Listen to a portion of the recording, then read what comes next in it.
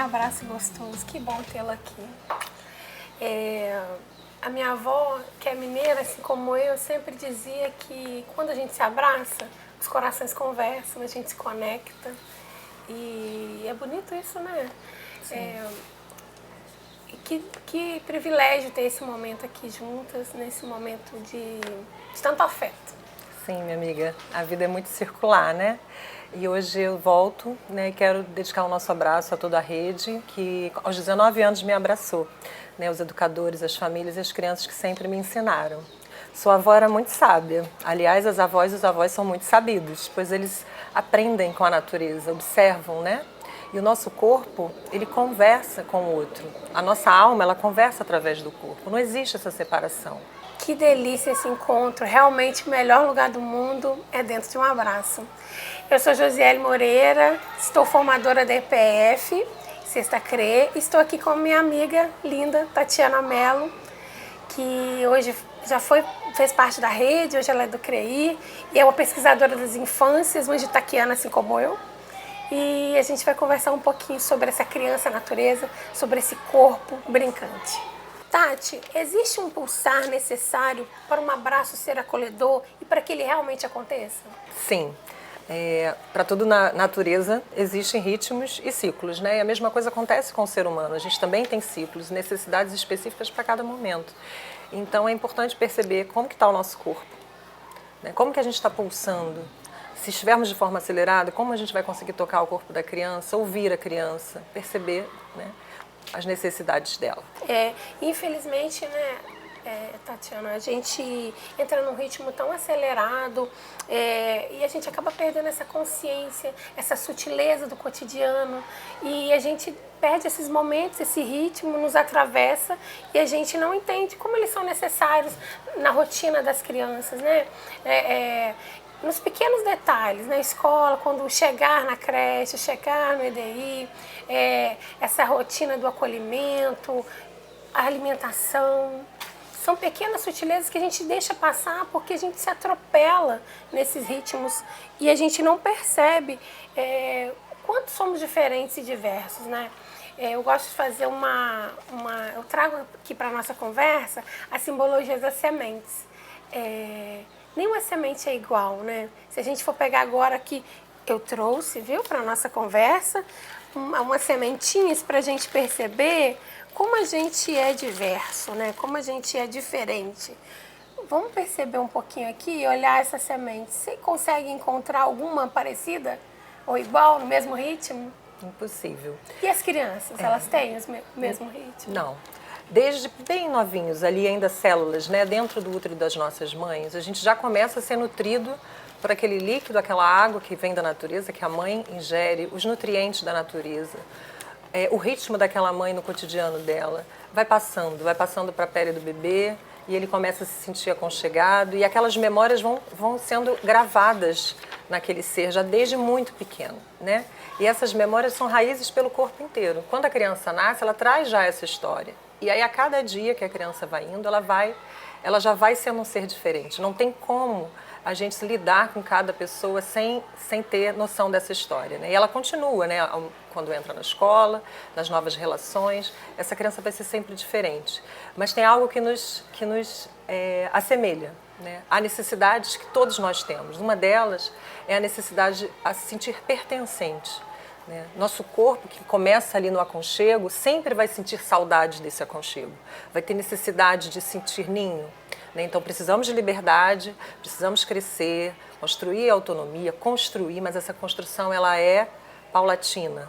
Não tem como a gente acelerar isso. Se a gente acelera, a gente come as passagens de tempo necessárias para a coisa se desenvolver de uma maneira saudável. Então essa criança, ela vai precisar se sentir pertencente a uma família, a uma comunidade, a uma escola, ser aceita nas suas potências e nos seus desafios, ser acolhida nos seus desafios também, né?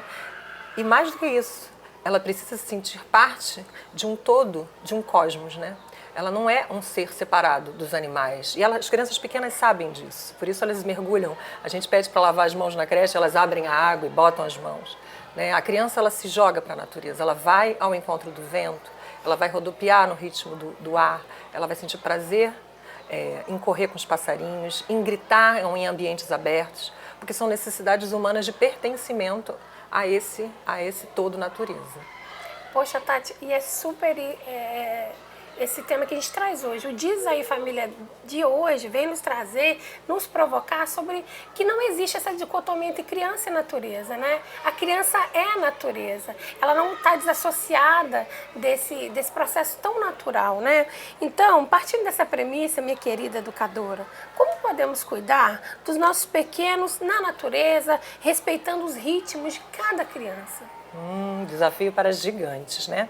A gente, quando coloca a primeira roupa no bebê, né, e a gente oferece um nome para ele, a gente já começa a criar muitas expectativas, né? Mas a gente não pode esquecer que dentro daquela roupa, dentro daquele corpinho ali, existe um ser que é todo formado de natureza, né? Então, primeira coisa, eu quero convidar, né, professores, famílias que hoje não conhecem, mas existe um material que é uma cartilha que foi construído pela Associação Brasileira de Pediatria.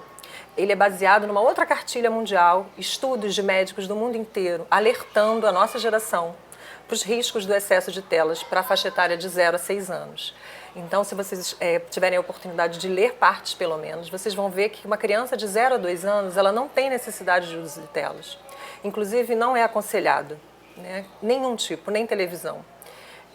Mesmo que seja passivamente, enquanto você está ali na sala, as crianças estão ouvindo aquele som repetido daquelas músicas, né? O bebê até 0 a 2 anos, ele tem outras necessidades de desenvolvimento de outras partes do corpo, de outras inteligências, eu diria assim, né? E uma criança de 3 a 5 anos, ela tem, indica-se 1 hora de tela no máximo. Então, minha sugestão é que seja a televisão, que não seja o celular de forma alguma, que não seja o tablet. Por quê? Esse corpo, ele precisa de expansão, ele precisa aprender a se equilibrar, ele precisa aprender a parar, ele precisa aprender a ouvir, ele precisa aprender a parar para interagir, a pedir as coisas, a falar. E são coisas que quando você está na tela, você só tem um único pedacinho do seu cérebro parado ali funcionando, que é a audição e a visão. Então esse excesso de tela tem feito muito mal para esse desenvolvimento da primeira infância. Então eu tenho mais 2 receitinhas aqui que eu gosto de colocar, né? Uma é rua e rotina, que os nossos avós, os nossos mais antigos sabiam muito bem, que é a hora de acordar, a hora de dormir, uma hora fixada, né? A criança precisa ter essa rotina para ela ter uma hora, por exemplo, de se alimentar. Uma criança, para se alimentar bem, ela precisa brincar, ela precisa correr, ela precisa se movimentar. Ela precisa de um banho para acalmar e se alimentar. A fome vai vir diferente, o sono vai vir diferente, né? Então, rua e rotina. Mas vamos para onde com essas crianças? Numa cidade como a nossa, por exemplo, que tem tantos problemas.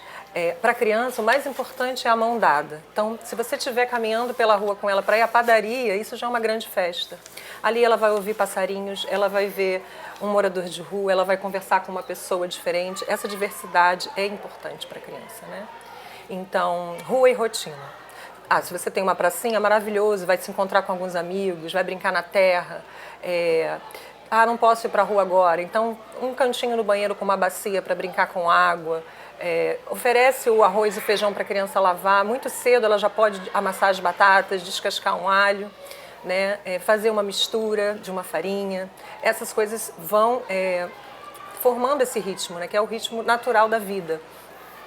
E a última coisa que eu queria falar, porque eu adoro falar, né? São 3 ritmos que a gente precisa, assim, para que a nossa vida, para o nosso corpo ter um desenvolvimento saudável, né? Que é a gente equilibrar momentos de tensão, momentos de extensão e de relaxamento, né? Então, você focou um tempo numa escrita, num trabalho, num desenho, numa massinha, né? A criança ficou ali mobilizada numa atividade de muita tensão, e em seguida ela precisa de um momento de expansão e de liberdade. E quando eu digo liberdade, é espaço para correr, né? Ela precisa correr, porque essa corrida, esse acelerar do coração reequilibra esse corpo, né? É como escoar uma energia, a gente fala assim, né? Em seguida você vai observar que se ela viveu o suficiente, ela vai relaxar. Após esse relaxamento, a gente pode entrar num novo movimento de tensão. Isso serve para as crianças, serve para nós adultos também.